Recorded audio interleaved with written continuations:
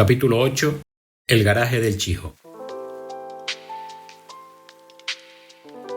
Mis primeros recuerdos de nuestra casa del Chijo tienen que ver con la vereda que iba desde la carretera que atraviesa los Llanillos rumbo a Sabinosa hasta el patio del aljibe.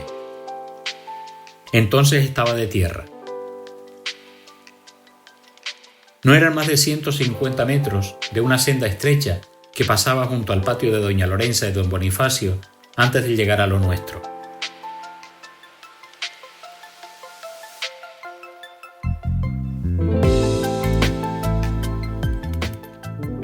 Era el camino más corto cuando llegábamos a casa en el coche de mi padre o en su pequeño camión, o cuando rara vez alguien nos dejaba en la carretera al venir desde Tigaday o desde el cine de Merece. Cuando íbamos o veníamos a diario a los Llanillos, salíamos por debajo, por el patio de la lonja y la cuadra, a través del caminito que venía desde el Borque y pasaba por delante del patio de la casa de tío Sotero y tía Anita. Después, por la de don Eugenio y doña Fina, por delante del lagar de los Benítez, y luego entrábamos en la carretera de tierra por la vista del llano.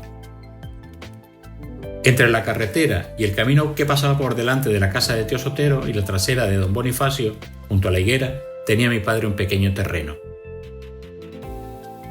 Los viejos, para definir lo reducido que era un chajoco, solían decir que se revolcaba un burro y dejaba el rabo por fuera. Pues eso. Al tener mi padre los únicos vehículos del pequeño pueblo, decidió hacer allí un garaje donde meter el coche, guardar las herramientas, y no recuerdo bien si alguna vez trajo desde San Andrés algunos sacos de papas de semilla que vendía arriba y los guardó allí. También había alguna bombona que necesitaran los vecinos. El garaje tenía un foso con 3 escalones hechos de enfoscado a base de jable y cemento. Dentro de él se metía mi padre para cambiarle el aceite al taxi y si había necesidad arreglar alguna avería. Era muy reducido el garaje. Al medir el terreno, mi padre se dio cuenta que ni siquiera le iba a caber el coche, porque tenía una Rubia Vauxhall como taxi. Por eso le pidió a su hermano Francisco 1 metro del terreno del lindero del fondo del este, donde sigue estando una higuera blanca. Al estar junto a la carretera, mi padre fue a solicitar el permiso correspondiente al cabildo, que por aquel entonces presidía don Matías Castañeda. Este se lo concedió a cambio de que no se lo enseñara, salvo que alguna autoridad se lo solicitase. Se supone que, de no haberlo hecho así, no hubiera sido posible la concesión de tal permiso. Me cuentan que años después, don Matías le pidió el favor a mi padre de que le acarreara en el camión 2 viajes de lechos desde el monte de dentro hasta su finca de Tigaday para tapar la viña. Cuando mi padre ensanchó el camino por la parte baja de casa y pudimos entrar con el coche en la vereda entre nuestra casa y la carretera, quedó en desuso.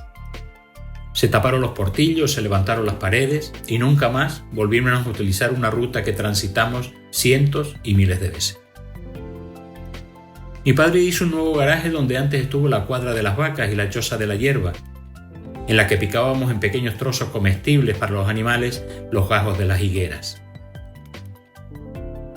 El garaje de la carretera ya no tenía sentido mantenerlo y por eso mi padre se lo ofreció a tío Sotero. Quedaba próximo a su casa y lo aceptó. En ese tiempo, ya viviendo en Tenerife, Tini y yo estábamos acabando el instituto y Carmelo, el hijo de tío Sotero, ya estaba en el Hierro como maestro en frontera y tenía un SEAT. Era el año 1976. Ese coche, regalado por su hijo, le había servido para aprender a manejar a tío Sotero. Hacía sus prácticas en las pistas llanas de la parte trasera de San Andrés, en los alrededores de la Chamuscada. Al superar la prueba del carné y tener nuevo coche, el SEAT ya no le era necesario. Mi padre le echó el ojo a ese vehículo sin que nadie supiera para qué. Nosotros veníamos para el Hierro en verano, siempre en barco con el Peugeot 404 viejo, retirado de taxi, cargado hasta los topes en la maleta, en la vaca y hasta en los asientos. Al fin hicieron negocio. El garaje a cambio del coche comprado por Carmelo, usado por su padre.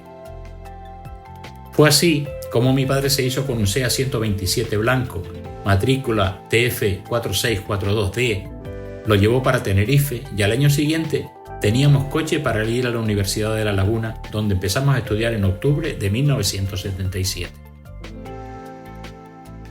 Tim cumplió los 18 años en noviembre. Sacó el carné en la convocatoria libre, en la que solo se pagaban las tasas de examen, y apenas un mes después comenzamos a usar el 127. Fue nuestro gran compañero de juventud.